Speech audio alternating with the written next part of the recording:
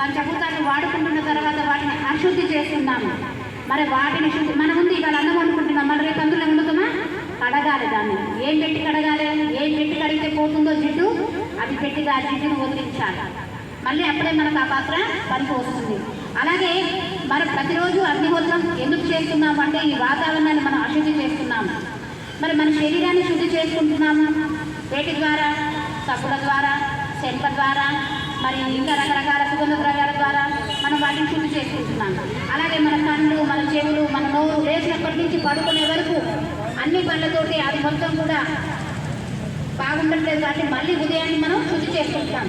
అలాగే మనం చేసినటువంటి అశుద్ధిని మనమే బాగు చేయాలి. ఎవరికి వాళ్ళే బాగు చేయాలి అంటే ప్రతి ఒక్క గృహస్థుడు ప్రతినిత్యము 16 ఆహుతులైనా ఇచ్చి అగ్నిహోత్రం చేయమని మనకు వేదం చెబుతుంది. అప్పుడు ఏం జరుగుతుంది అంటే ఇక్కడ అగ్నిహోత్రం చేసేటప్పుడు విశేషమైనటువంటి హోమద్రవ్యాలు, డ్రై ఫ్రూట్స్, కొబ్బరి, ఆవు నెయ్యి, ఊదిబత్తీలు, కర్పూరము, సాంబ్రాణి, గుగ్గిలము, మైసాకు ఇలాంటి మేధావస్తులతోటి అగ్నిహోత్రం చేసినప్పుడు అందులో వేసేటువంటి పదార్థాలన్నీ పచనమైపోతాయి. అవన్నీ పచనమైన తర్వాత అది వాయుమండలానికి వెళుతుంది. ఆ ఏదో ధూమమంక ఆ వాయుమండలం నుంచి మేఘమండలంలోకి వెళుతుంది. మేఘమండలంలోకి వెళ్ళిన తర్వాత మేఘుడు వర్షిస్తే వర్ష రూపంలో భూమి మీద మనం 2 బస్తాల విత్తనాలు వేసినట్లయితే మనకి పుట్టుకు 40 బస్తాలు మనకి ధాన్యం లభిస్తుంది.